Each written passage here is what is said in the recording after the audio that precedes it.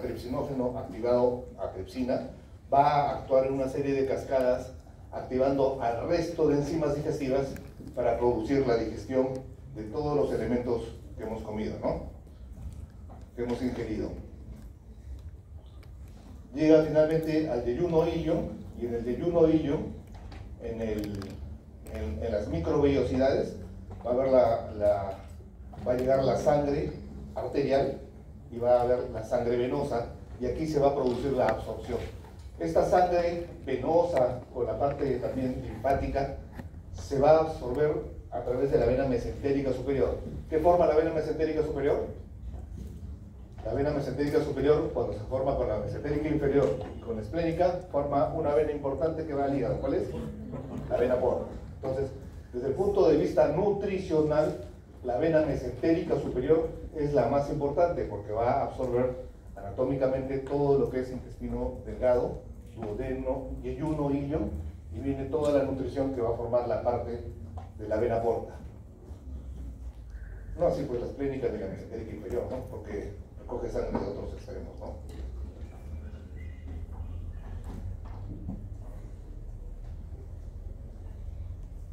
Y tenemos como acá el yeyuno e ilio también, ¿no? Son las zonas más importantes en lo que se refiere a secreción, y gracias a esa secreción una digestión química, y gracias a eso una absorción.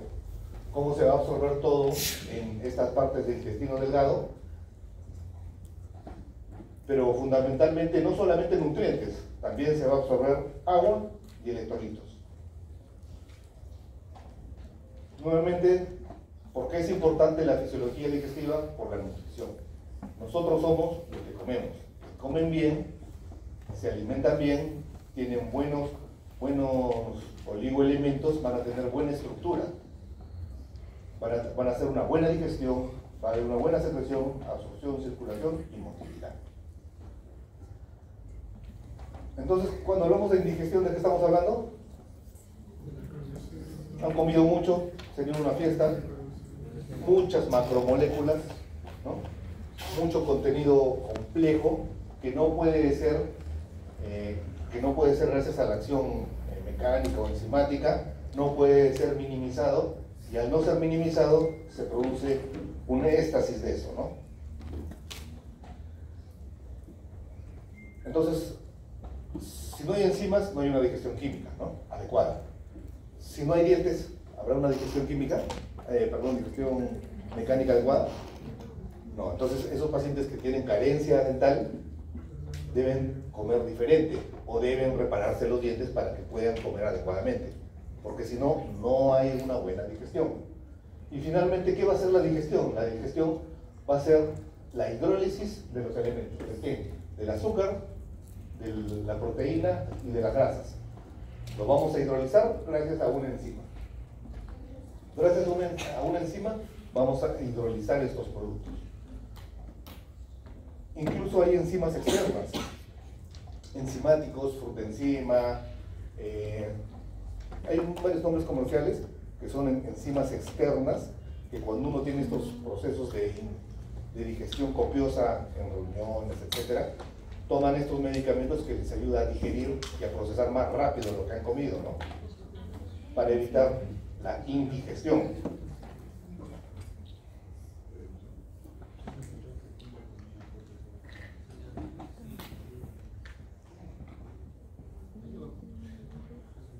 Miren, si bien la digestión se puede dar en varias partes del tubo digestivo, la más importante segmento en la cual se realiza la digestión enzimática es el... ¿En qué parte? ¿Dónde se todas estas enzimas? ¿Pero dónde secreta? En la segunda o tercera función duodal es donde se realiza la digestión. Recuerden, esto es lo más importante. Aquí se realiza la digestión enzimática preponderantemente. También en la boca, miren, ahí también hay amilasa salival, lipasa salival, también hay en la boca, también hay parte del estómago, lipasa gástrica, pero es mínimo la proporción.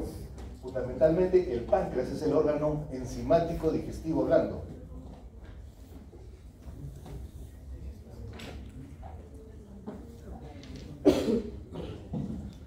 No solamente así, la hidrólisis, y por uso de enzimas, va a ser de las proteínas, también van a ser de los azúcares, ¿no? Las maltosas, las lactosas, las sacarosas.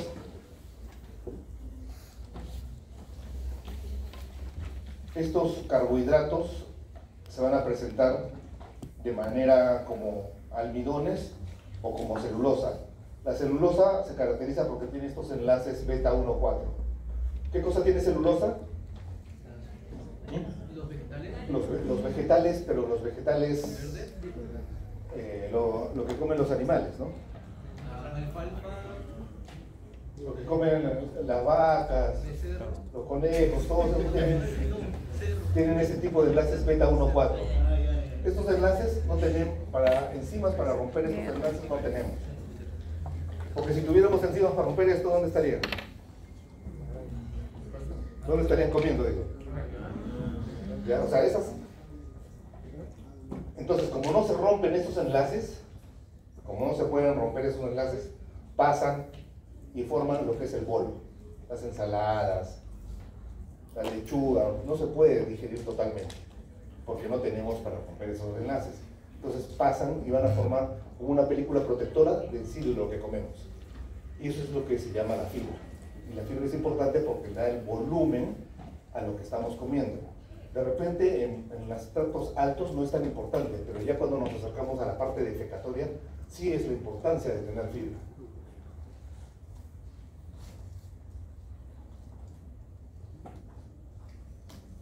Acá van a ver dos de los representantes de los carbohidratos, la amilosa y la amilopectina. La amilosa y la amilopectina. La amilosa se va a caracterizar porque tiene enlaces alfa 1,4. Los que no podíamos digerir eran beta. Los alfa 1,4 de amilosa y los de amilopectina van a tener enlaces, aparte de tener los alfa 1,4 que son horizontales, van a tener los laterales, los alfa 1,6. Pero acá vemos cómo nuestra amilasa producida por el páncreas produce la amilasa, va a romper estos enlaces alfa 1,4 y alfa 1,6. Y al romperlos, tanto esta amilosa como esta amilopectina lo van a volver a maltosas, maltotriosas o olivos, elementos de glucosa. Es decir, gracias a la amilasa empieza la digestión triturando, empieza a triturar a estos elementos. ¿Y cómo los tritura? Rompiendo los enlaces. ¿Qué enlaces son específicamente los que rompen? Los alfa, los 1,4 y los 1,6. 1,4 que son los horizontales y los alfa 1,6 que son los laterales. Entonces, gracias a estas enzimas, la glucoamilasa, la sacarasa isomaltasa, para romper los alfa 1,6, y la isomaltasa también que rompe los enlaces alfa 1,6.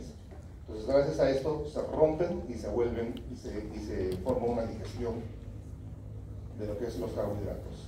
En la boca, ¿hay digestión? Sí, miren, gracias a una alfa amilasa. ¿No? Pero ¿cuánto es el porcentaje de digestión de carbohidratos en la boca? Mínimo, menos del 5%. ¿Cuánto es a nivel gástrico? Un tercio, un 30%. ¿Y cuánto es a nivel de duodeno? Fundamentalmente acá que se da el 60-70% de digestión de carbohidratos. Gracias que a esta poderosa amilasa pancreática. Esa amilasa que hemos visto, ¿no? Esa amilasa que estamos viendo acá, que se produce a nivel pancreático, va a producir la ruptura de estos enlaces alfa 1,6, alfa 1,4. Y su mayor acción es como en duodeno se van a ir secretando, su mayor acción es en el siguiente segmento. El duodeno en sí es pequeño, ¿no? ¿Cuánto mide el duodeno? Sus 4 porciones. Es importante porque ahí desemboca la vía biliar, la vía pancreática, el vaciamiento gástrico, pero el duodeno es pequeño.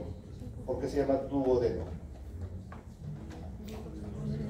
El duodeno va en relación a ¿por qué? Dentro del tubo digestivo delgado, el duodeno es el más cortito, el más chiquito.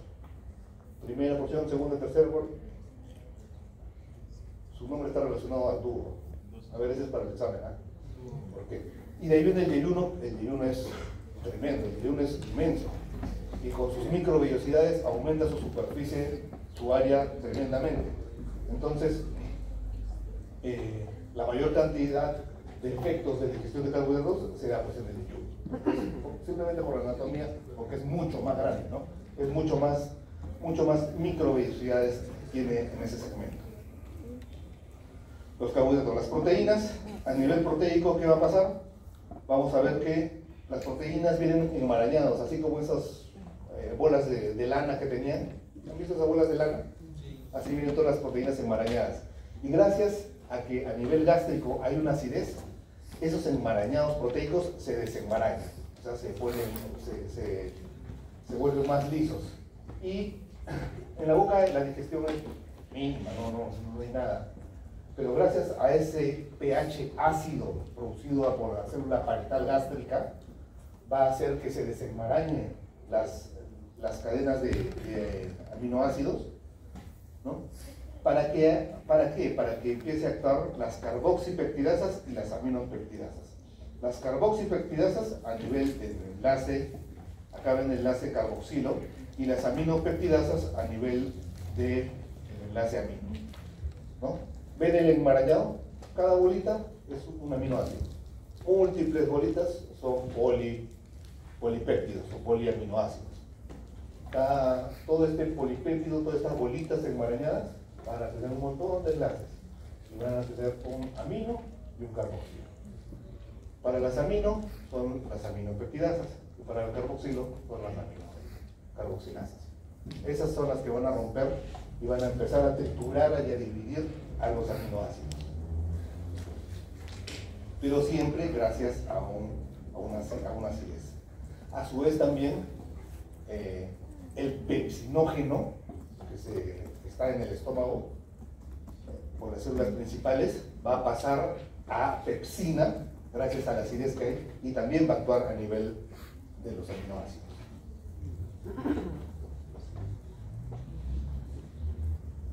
Bueno, se produce digestión proteica en la boca, mínima, nula. En el estómago, ¿sí? Como estamos viendo, ¿no? Actúa siempre en pH ácido para que se desenmarañe y también el pepsinógeno pase a pepsina. ¿Y cuánto es? 1/3, ¿no? 1/3 de las proteínas a ese nivel. La mayor cantidad donde se produce en duodeno y ayuno proximal. Siempre recuerden, páncreas, órgano enzimático, digestivo, sólido por excelencia. Y no ahí, sino a nivel de donde se activa. Y se activa a través de ¿recuerdan qué enzima? La enterocinasa. La enterocinasa a nivel del borde del cepillo de esas microvellosidades, ahí está la enzima que va a activar al tripsinógeno en tripsina. En la luz intestinal, no estamos hablando del páncreas, estamos hablando de la luz intestinal. Y no solamente hay esa enterocinasa, también hay disacaridasas, olipopeptidasas, hay enzimas de la mucosa de los enterocitos, de las vellosidades, que van a activar todo, pero la más importante es la enterocinasa porque va a activar al tripsinógeno en tripsina. Y esta tripsina es la que a su vez empieza a activar a todos. Empieza a activar a la quimotripsina, a las carboxipeptidasas, elastasas, aminopeptidasas, todas activan el tripsinógeno. Es tan importante el tripsinógeno que incluso hay inhibidores de tripsinógeno. Hay enzimas inhibidoras de este tripsinógeno para evitar la activación y el autocatabolismo pancreático. Cuando estas enzimas inhibidoras del tripsinógeno fallan, se produce pues la pancreatitis, ¿no?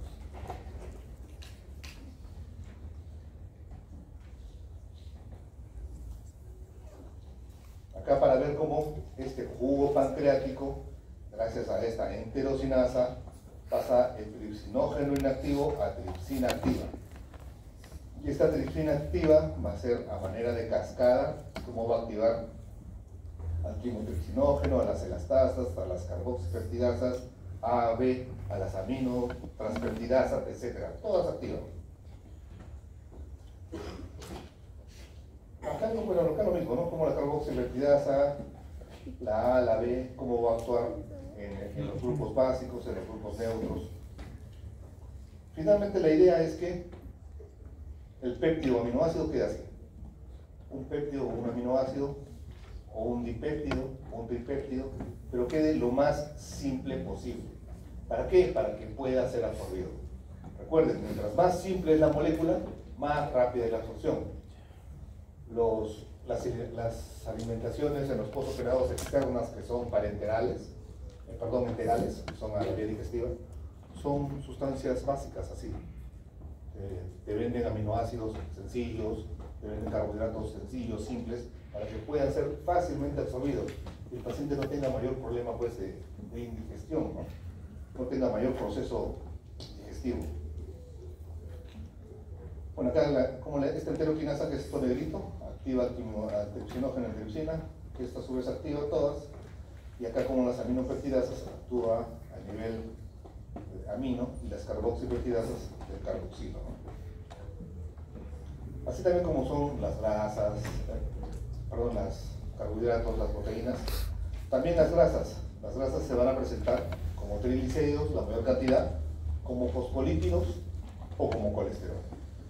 Los triglicéridos, que son los triacilgliceroles, ¿no? O como colesterol. Esas son las tres formas de presentación: triglicéridos, fosfolípido o colesterol. Ahora, lo mismo sucede. En la boca y el estómago se produce digestión de grasas escasa. Miren, un 30% puede llegar. Pero esa es una lipasa igual oral, una lipasa gástrica, que es una tributarasa. Entonces, la digestión grasa a nivel de la boca y del estómago sí existe, pero es poca, es muy poca. Fundamentalmente todo se produce lo mismo, en la segunda porción duodenal. Ahí se produce una gran cantidad de digestión de todas las grasas, ¿no? Gracias a la lipasa pancreática. La lipasa pancreática, a diferencia de la lipasa oral, es mucho más poderosa, rompe todos los enlaces. La lipasa pancreática, a diferencia de la lipasa salival, rompe todos los enlaces. Es tanto así que nosotros, cuando sospechamos de que hay una inflamación del páncreas, ¿qué es lo que pedimos? Pedimos lipasa, para ver si sus niveles de lipasa están elevados.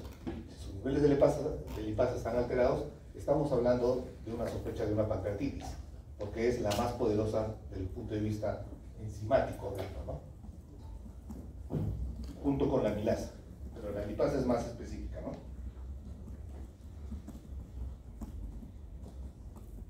Ahora, en el estómago, hablando de secreción gástrica, vamos a hablar de la secreción de ácido a través de la célula parietal. Esa es otra clase.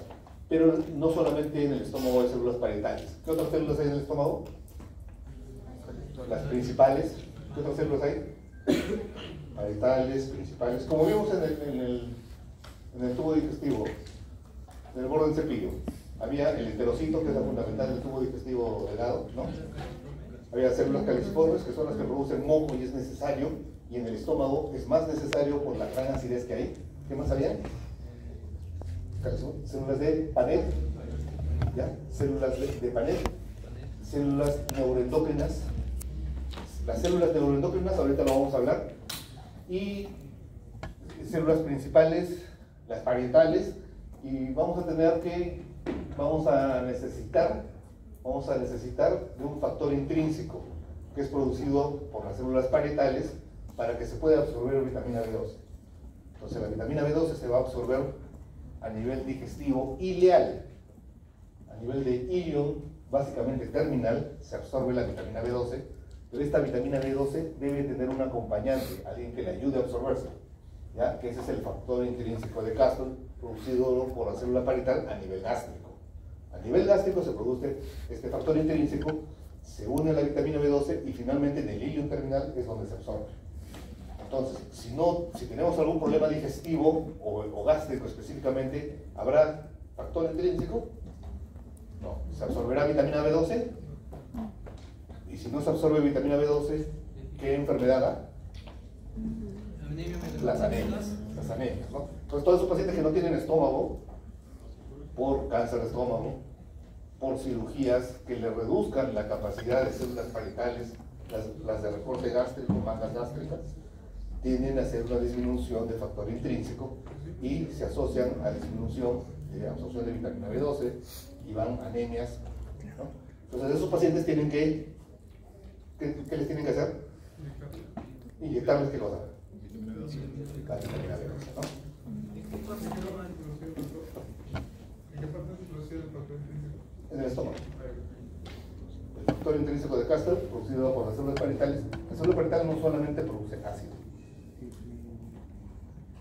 Hablando del estómago, ¿no?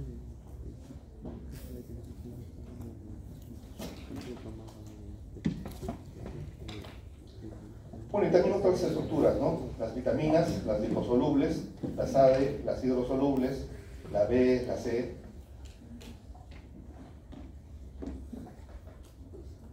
Y acá, bueno, ven, ¿se puede ver las letritas? No se ve, ¿no?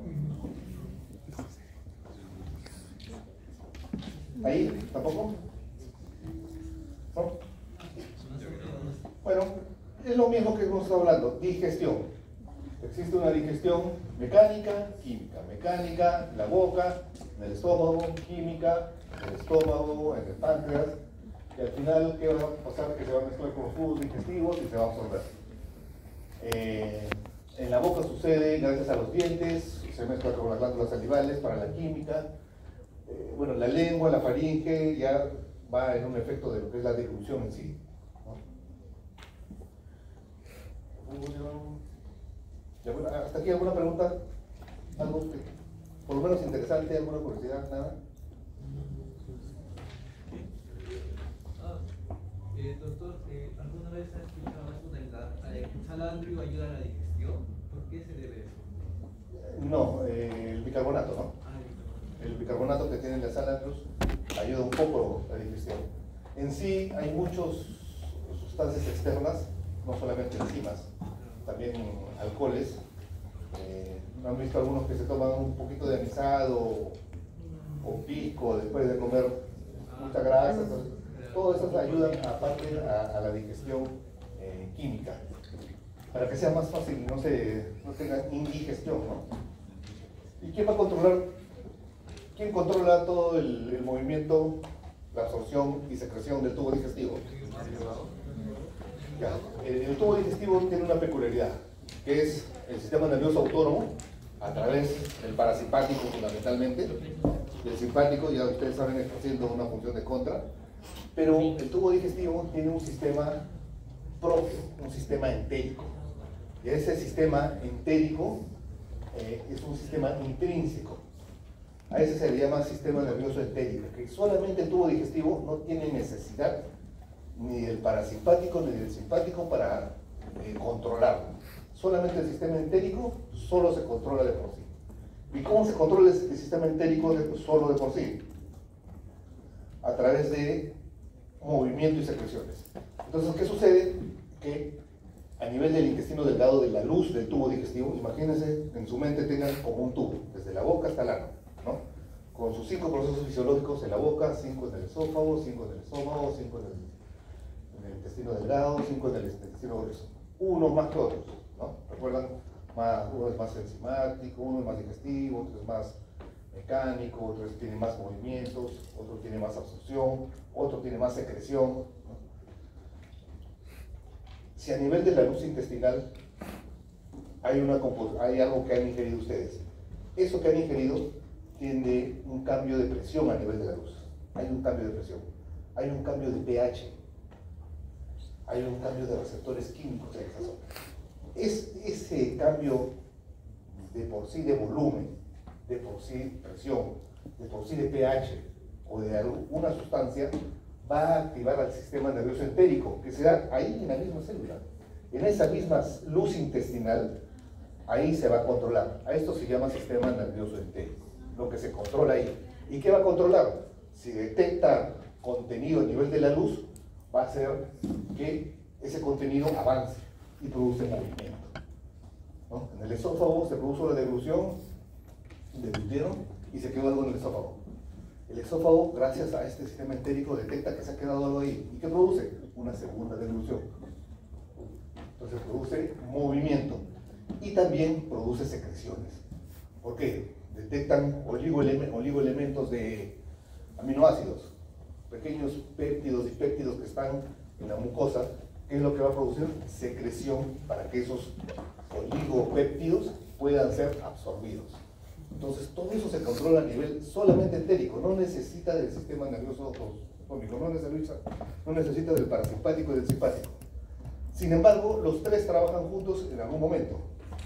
El simpático, el parasimpático y el entérico van a trabajar juntos y van a condicionar lo que se llaman reflejos.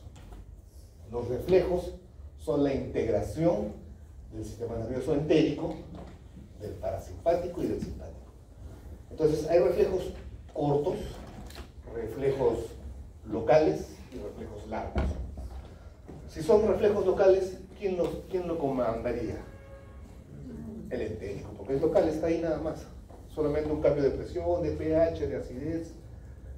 Ahí. Si es un reflejo corto, ¿quién lo comanda? Usualmente los simpáticos que van hacia los ganglios prevertebrales, el simpático. Los simpáticos tienen ganglios prevertebrales que son juntos en las emergencias de los grandes vasos. Tronco celíaco, ¿no? El ganglio celíaco.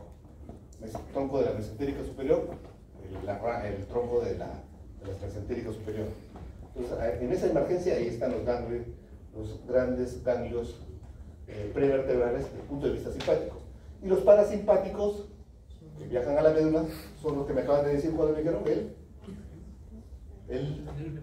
el vago, el neumogástrico vago.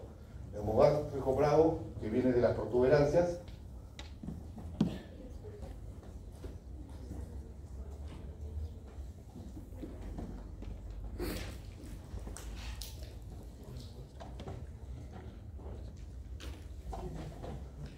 ¿Hasta aquí alguna pregunta? ¿Algo?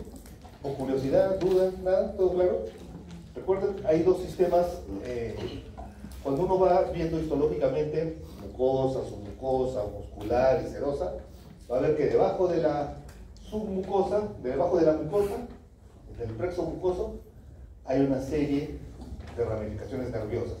Y a esto se le va a llamar el plexo nervioso de Meissner. Meissner o submucoso. Si está cercano a la mucosa, ¿qué cosa ustedes creen que controle? Muy cerquita a la mucosa.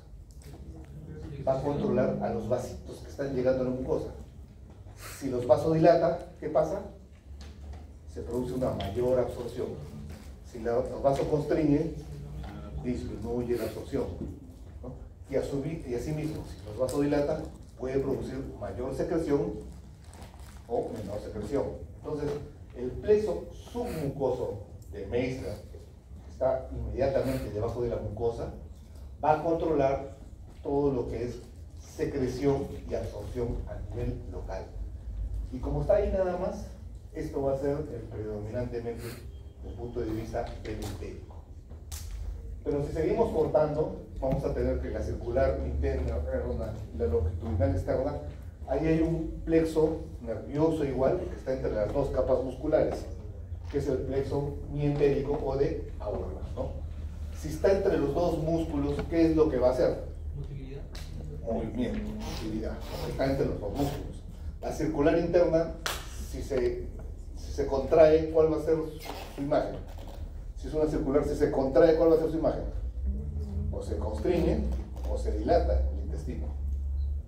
Y la longitudinal, si se contrae, ¿qué pasa? Si se acortan las fibras, entonces se produce el peristaltismo.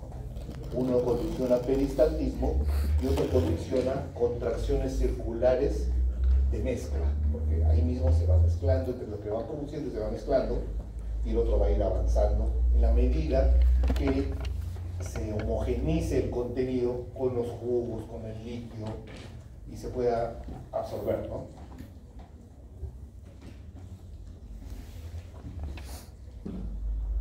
Entonces, tanto el sistema nervioso entérico como el sistema nervioso simpático y parasimpático, el autosómico, van a formar una serie de relaciones. Y esta serie de relaciones, ¿no?, con el somático, se va a llamar los reflejos. Reflejos locales, reflejos cortos y reflejos largos. El parasimpático, ¿no?, el nervio vago, ¿cómo va a actuar?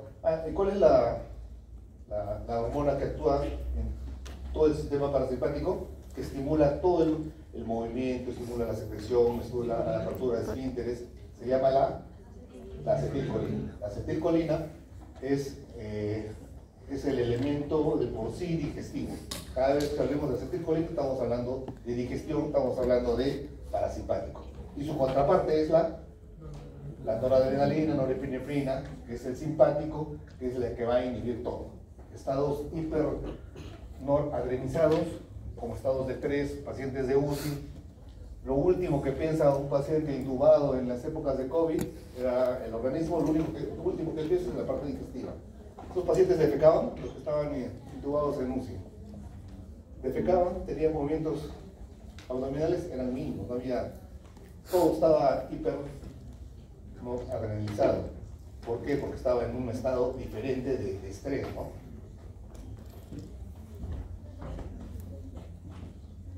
Este parasimpático, a través del neumogástrico, el vago, como sus fibras van a estar a nivel sacra, S2, S3, S4, cómo va a aumentar el peristaltismo, va a relajar los esfínteres, por eso que va a ayudar a la defecación.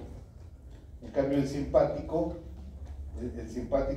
va a tener sus ganglios prevertebrales, ¿recuerdan los ganglios prevertebrales? De la mesentérica superior, inferior, y todos juntos van a condicionar los reflejos locales, cortos y largos. Locales, a nivel directamente de la luz intestinal, cómo va a ir una información aferente sensitiva de algo que hay en la mucosa, y sin necesidad de ir a la columna o a los ganglios prevertebrales, va a ejercer una o dos o varias funciones motoras.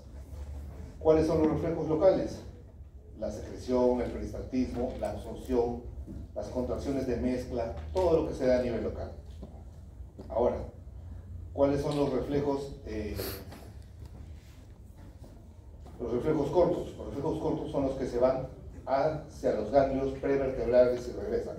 O sea, esta información viaja de la luz intestinal hacia el ganglio, celíaco, mesentérico, etc., y regresa. ¿Y cuáles son estos reflejos? El reflejo gastrocólico, enterogástrico y cólico-iliar.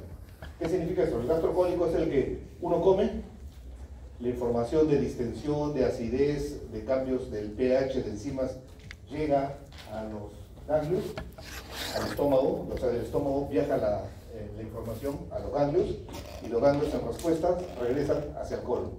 Entonces comen y van al baño, comen y van al baño. Es un reflejo que más que nada se ve en los niños, ¿no? Los niños comen inmediatamente y se van al baño. Pero a medida que van creciendo, van inhibiendo ese reflejo. Todavía lo pueden tener, pero si están en clase, han comido, tienen el reflejo, pero ustedes lo inhiben con su esfínter anal externo, aumentan la presión e inhiben el reflejo. Entonces inhiben, y ya se van perdiendo estos reflejos, ¿no? Principalmente el gastrocólico, ¿no?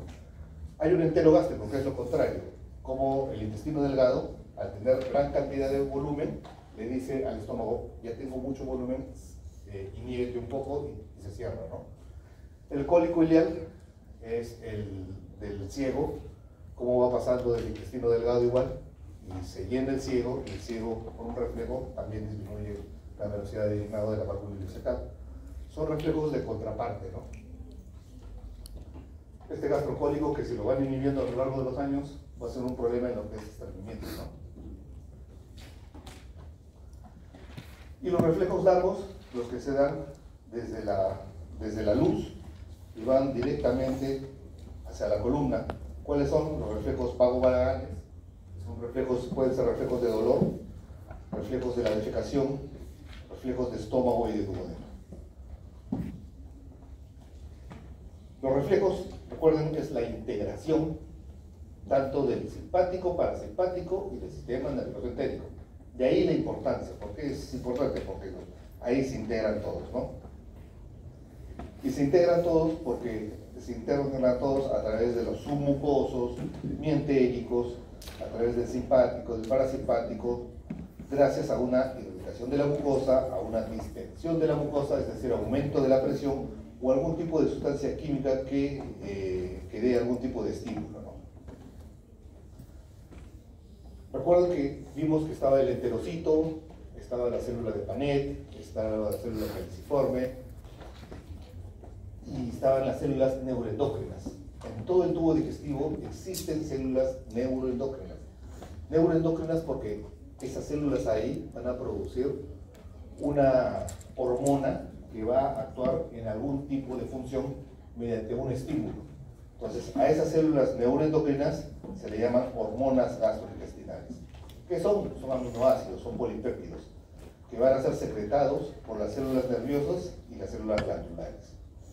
Entonces, todas estas hormonas gastrointestinales son más de 50 hormonas gastrointestinales y tienen muchas funciones en común algunas. Otras potencian una sustancia o una actividad sobre una, pero las más reconocidas, vamos a verlas ahorita en esta parte de acá, ¿ya? ¿Qué van a hacer estas hormonas gastrointestinales? Van a actuar en lo que es movimiento y secreción. Estas hormonas gastrointestinales, secretadas por estas células, van a tener una forma piramidal y gránulos en la base. Gránulos en la base a razón de bastantes mitocondrias por la gran cantidad energética que usan. Y se les llama aminoprecursor uptake descarboxilasa, o células APOT o SNET. Son sinónimos. APOT, SNET, células neuroendócrinas, ¿no? Se sintetizan por polipéptidos con carácter hormonal. Captan aminas, las descarboxilan. Y bueno, esto ya es una parte histológicamente hablando. ¿Cuál es una de las más importantes? Las células G. En el estómago, hay varias células, ¿no? Las parietales, las principales, caliciformes, PANET, y también van a estar las células madre y también las células G. Se le llama G porque son células que van a producir gastrina. ¿Y qué va a hacer esta gastrina? Esta hormona gastrina va a actuar en la célula parietal. ¿Y para qué va a actuar en la célula parietal? Para producir ácido. Entonces, el aumento de gastrina por producción o estímulo de las células G va a producir ácido. Si hay mucha gastrina, ¿cómo va a estar el ácido? Muy elevado. Si las células G de la gastrina se vuelven anárquicas y forman un tumor que se llama el gastrinoma. OMA, ¿recuerdan? Todas las terminaciones en OMA son tumor, ¿no? Gastrinoma, un tumor de células G. ¿Cómo va a estar el ácido? Elevadísimo. Y si el ácido está elevadísimo, ¿cómo estará la mucosa del estómago? Dañado con lesiones, con úlceras, ¿no? Les digo esto para que tengan la idea y recuerden la importancia de las células G. Células G, producción de gastrina, estímulo constante en la célula parietal. No es el único estímulo, pero es uno de los principales en la célula parietal de gastrina.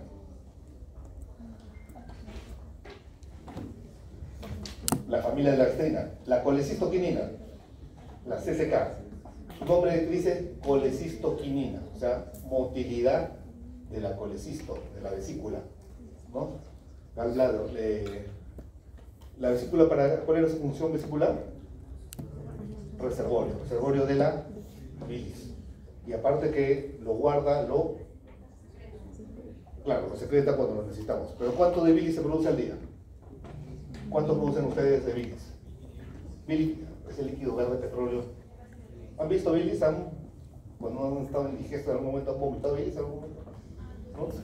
Sí. Líquido verde petróleo, de un sabor fuerte. Esa es la producción hepática que lo guarda en la vesícula. Se produce alrededor de 1 litro 200 de bilis diario. Litro 200. ¿La vesícula de qué tamaño? La vesícula es más pequeña que el puño de ustedes. ¿Ustedes creen que acá entra 1200? Entonces, ¿qué cosa es lo que hace la vesícula en la medida que el hígado va goteando la bilis durante las 24 horas del día? Lo deshidrata. Y al deshidratarlo lo concentra. Entonces es una bilis concentrada. Esta bilis concentrada va a esperar el estímulo.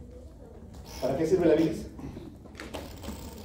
Para micelar, para ayudar a la digestión de las grasas.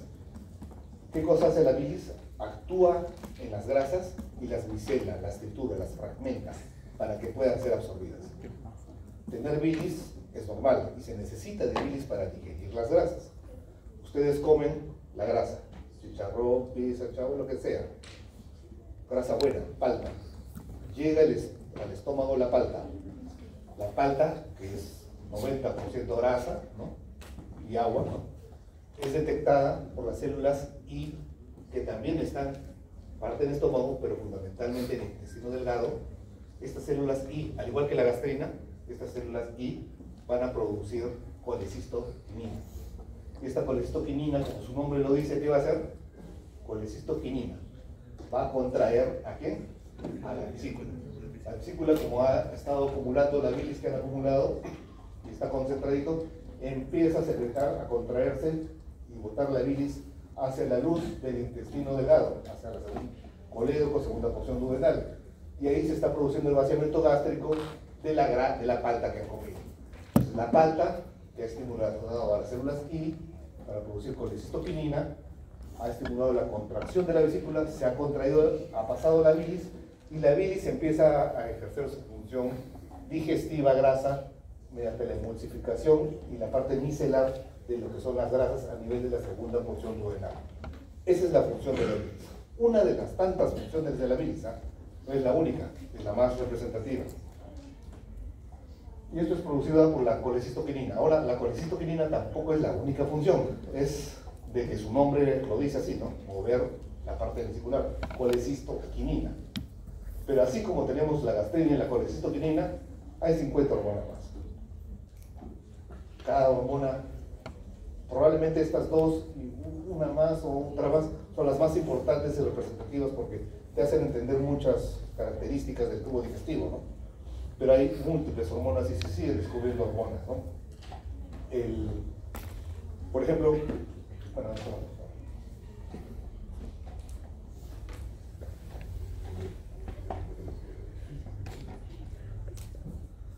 ¿qué cosa es esta gastrina? Es un péptido 34, 17, 14, es decir, pueden ser varios tipos de gastrina, ¿no?, que tienen cierta peculiaridad. Todas son originadas en estas células ACUT, ¿no? Y estas son originadas en las células G de gastrina, predominantemente en antro gástrico. Antes decían que para tratar las úlceras gástricas habría que hacerle una anterotomía, es decir, el estómago tiene tres partes, ¿no?, fondo, cuerpo y ano, o prepilo, que le llaman. Entonces la mayor cantidad de células que se encontraban en el antro. Entonces, ¿qué es lo que cuál era la hipótesis? Sacarle el antro, o sea, cortar ese pedazo de antro, unirlo nuevamente, y en ese antro que estás sacando tienes la mayor cantidad de células G. ¿Verdad? La mayor cantidad de células G extraído, tus niveles de gastrina bajaban. Sí, es cierto, sí bajaba, pero no es el único mecanismo de producción de la célula genital, ¿no? Eso se fue viendo con el tiempo, ¿no? ¿Cuáles son las funciones de la gastrina? Aumentar fundamentalmente la secreción de ácido clorhídrico, pero también miren de pepsina, también secreta pepsina, pero la relevancia es siempre hacia el ácido clorhídrico, ¿no? Aumenta o prolifera la secreción de la mucosa del estómago, aumenta el movimiento gástrico, contrae el cardias que es el esfínter esofágico inferior entre el esófago y el estómago, lo contrae. ¿Por qué lo contrae? ¿Cómo es el pH que estamos comiendo y cómo es el pH gástrico? El pH gástrico es eminentemente ácido, ¿no? Entonces, todo lo que salga del estómago hacia arriba, o sea, superando el cardio hacia arriba, o el vaciamiento gástrico hacia el intestino, es diferente, pH-mente hablando nada más. El duodeno es ácido o alcalino. Alcalino, gracias al gran jugo pancreático. El páncreas secreta dos cosas: enzimas, que ya estamos viendo, o agua con bicarbonato. Histológicamente está el acino y está el ducto. El acino produce enzimas y el ducto produce agua con bicarbonato. ¿Para qué? Para contrarrestar la gran acidez producto del vaciamiento gástrico. Entonces, cuando pasa el píloro hacia el intestino delgado o duodeno, o cuando retrocede hacia arriba, hacia el esófago, el ácido produce una alteración, porque el epitelio esofágico como el epitelio duodenal no están preparados para ese tipo de acidez. Entonces, si no se contrarresta rápidamente, hay la patología que es la erosión o la úlcera péptica. Entonces, por eso la importancia de tener ciertos esfínteres. Y por eso que la gastrina también aumenta la presión a nivel esofágica para que no haya un reflujo. Cuando han vomitado alguna vez, que es un reflujo del estómago ácido hacia el esófago, ¿qué sensación han tenido? ¿Recuerdan ustedes esa sensación? Han vomitado, ¿no? Esa sensación ácida que sienten retroesternalmente, una pirosis, una quemazón que sube, porque es el ácido en un epitelio esofágico que no está preparado para ese tipo de pH. Si ustedes una vez sienten toda esa sensación inexpresiva de pirosis, fuego, retroesternalmente hablando, pero si esto es día a día, trastornan el epitelio de la mucosa esofágica y vienen otras patologías.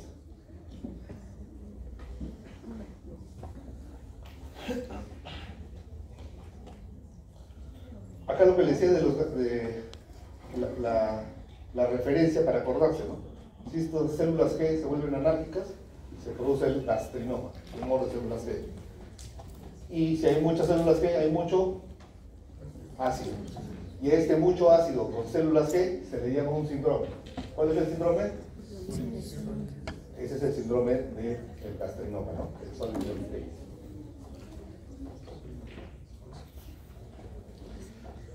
La colecitoquinina, también polipéptidos, ¿no? Su origen más que nada es el duodeno y el yeyuno, células I, y tiene una vida media escasa de 5 minutos. ¿Cuáles son las funciones? Como su nombre lo dice, contraer la vesícula, contraen la vesícula, secretan jugo pancreático rico en enzimas, aumentan la acción de la secreción de la secretina. La secretina es otra enzima, otra hormona, perdón,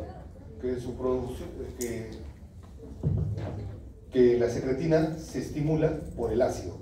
El ácido gástrico pasa el píloro, llega al duodeno, gracias al vaciamiento gástrico, y esta acidez en las primeras partes del duodeno, que no está preparado para tanto ácido, empieza a estimular la secretina. ¿Y qué creen que estimula la secretina? Agua y bicarbonato. ¿A quién le estimula? Al ducto pancreático, ducto pancreático, ¿no? Porque al acino, ¿qué se estimula? Enzimas. Y al ducto, agua y bicarbonato. Y también dice, secreta agua y bicarbonato, le dice al ducto pancreático, y al estómago le dice, bueno, píloro, contrae. Entonces inhibe el vaciamiento gástrico. Es decir, hasta que no procese todo el ácido que me has enviado, inhibe. O sea, ciérrate píloro, prodúceme agua y bicarbonato para empezar a iniciar contrarrestar toda esa acidez que hay, ¿no? Entonces, al hacer esto, tiene un efecto trófico sobre el páncreas, aumenta la secreción de enterocinasa, de esta enzima que va a activar al tripsinógeno, ¿recuerdan? ¿Para qué? Para que empiece a producirse digestión química, y al producirse digestión química rápida, empiece a avanzar, porque si se produce la digestión química, se minimiza, se empieza a absorber, empieza a avanzar el peristaltismo, ¿no? Si no hay digestión, porque la molécula es compleja, se paraliza y está el ácido ahí, ¿no? Aumenta la contracción del píloro y la motilidad intestinal, aumenta la secreción de glucano. Y el otro que estábamos viendo es de las células S, también de la parte superior del intestino delgado, que su función es S de secretina, que es la de estimular agua y bicarbonato a nivel ductal, ¿no?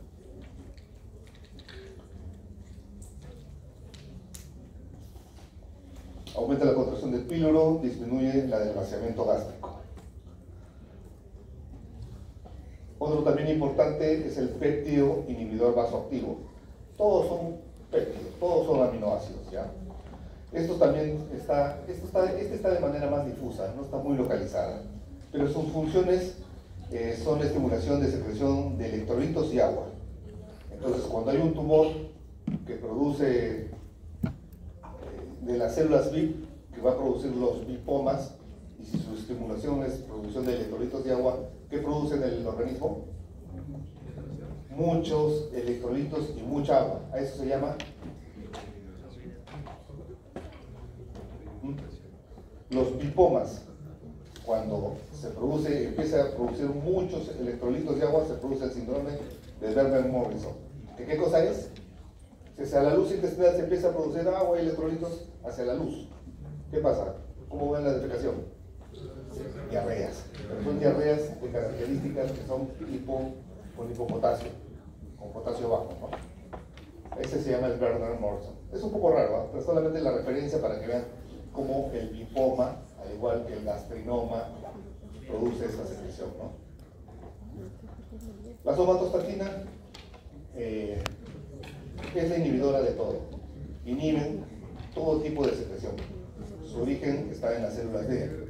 Muchos lo dan como tratamiento incluso para las fístulas. Cuando haces resecciones intestinales y unes, vuelves a unir, y esa unión fracasa o hay un desfogue, empiezas a darle somatostatina para tratar de inhibir las secreciones y darle chance a que una, a que la anastomosis o el empate o la unión se cicatrice, ¿no? Porque es un inhibidor general de todo. El PIP, originado en las células K del intestino delgado, estimulado por el azúcar, lípidos y aminoácidos, es decir, por todo lo que ustedes quieren, ¿no? Ustedes quieren cualquiera de estos elementos. Y su función es inhibir la función gástrica, estimulando la liberación de insulina por el aumento de la glicemia. Motilina, como su nombre lo dice, movimiento. Igualito, es un péptido que está en las células del intestino delgado y su función va a ser contraer el músculo liso intestinal. Nosotros, ¿qué parte del tubo digestivo comandamos voluntariamente? Nosotros, ¿la masticación es voluntaria o involuntaria? Voluntaria. Es voluntaria, sin embargo es refleja, porque cuando come no está pensando, debo masticar, ¿no? Es un reflejo que se da en contracción de la mandíbula inferior. Pero es voluntario, o sea, si ustedes quieren pueden masticar más. La deglución tiene 3 etapas. La primera etapa es voluntaria, o sea, cuando uno siente que ya se ha homogenizado el bolo con la saliva y ya no está, el bolo es homogéneo, tiende a pasarlo hacia la parte posterior y se produce la deglución. Eso es voluntario. Pero ya después de la etapa esofágica, ya todo es involuntario. Ustedes no controlan nada. Todo lo controla el tubo digestivo entérico, simpático, parasimpático. No controlan nada. ¿Hasta qué momento? Hasta que llegue al esfínter anal externo. Pues si no lo controlan ese, entonces el esfínter anal externo es el otro. Entonces esos son músculos estriados que ustedes pueden controlar. Pero después de la etapa deglutoria esofágica hasta antes del esfínter anal externo, todo es musculatura lisa. Musculatura lisa, que no tienen ningún control ustedes y que todo se va manejando por el sistema entérico o simpático parasimpático, ¿no?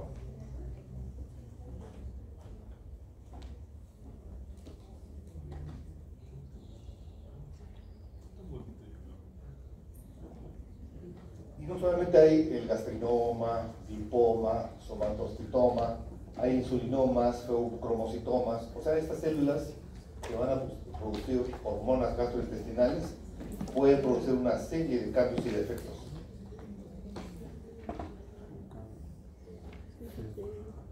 Ya, esto de leptina y grelina lo vemos en la clase de estómago mejor.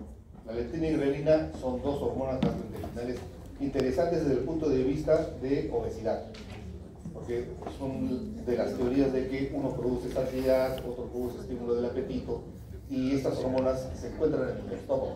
Entonces la idea es que si resecas estas células que producen este equilibrio entre la leptina y la leptina, vas a dejar de tener apetito y por ende vas a bajar de peso, ¿no?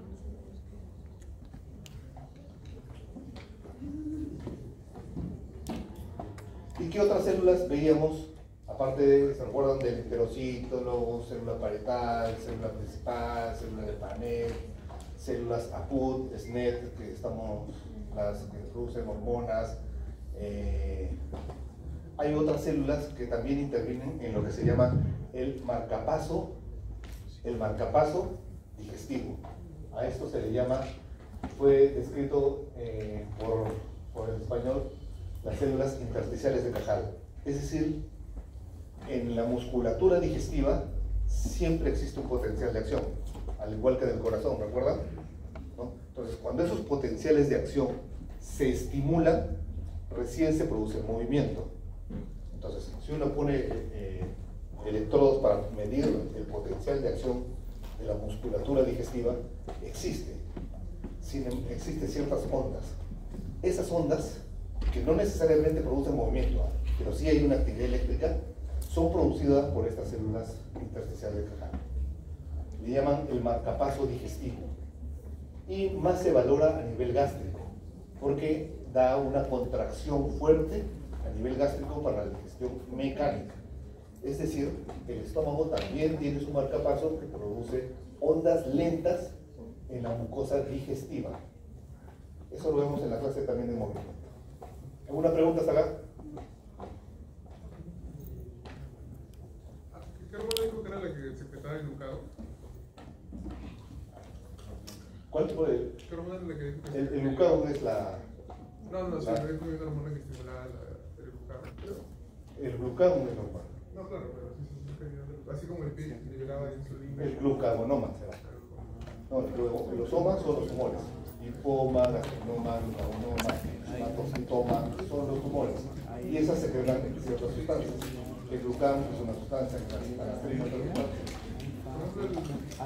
El marcapasos espontáneos.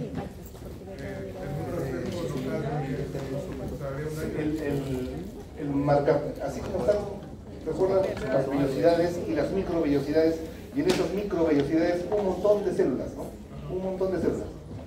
El enterocito del tubo digestivo, parietal en el estómago, principal en el estómago, células caliciformes, células de Panet, células de las neuroendocrinas y células eléctricas. Estas son células que producen electricidad a nivel basal. Es la actividad eléctrica que normalmente hay en el intestino delgado. En el intestino delgado, en el estómago y en el colon. Los tres fundamentalmente que se mueven. ¿Cuál se mueve más? ¿El delgado, el estómago o el colon? ¿Ustedes sienten sus ruidos intestinales a veces? Sí. ¿Ruidos de hambre sienten? ¿Tienen hambre y empiezan a sonar? ¿Qué creen que ustedes que suenan? El colon. ¿Cuál tiene más actividad eléctrica? El intestino delgado tiene más actividad eléctrica. El intestino delgado. Y es el primero que se mueve, ¿no? Cuando en los posoperados, el primero que se mueve es el delgado. El último que se mueve es el colon. Se mueve también, pero es el último. Y después el estómago. Y ese movimiento del intestino, lo que algunos sienten, es producido de inicio por las ondas lentas producidas por estas células que producen actividad eléctrica en el músculo, ¿no? Que son ¿alguna pregunta? Las células neuroendocrinas son las Claro, las células neuroendocrinas, estas células neuroendocrinas, células G, células I, células S, células K, ¿no? Estas van a producir hormonas y estas hormonas actúan en el sistema gastrointestinal, ¿no? Hormonas gastrointestinales. Todas son hormonas gastrointestinales, la gastrina, la secretina, todas son. Sí, claro. La gastrina, la secretina, la colecistocrinina, esas son las hormonas. Y se le llaman hormonas gastrointestinales porque actúan en el tubo digestivo. Y son producidas por células que están en el tubo digestivo. Las células G.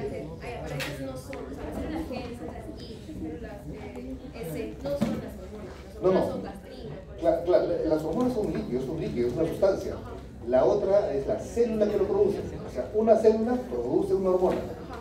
Sí. Ahora, estas células que producen esta hormona están en el estómago, intestino delgado, fundamentalmente la mayoría. ¿Alguna pregunta? Ya, el jueves continuamos. ¿Ya? Gracias.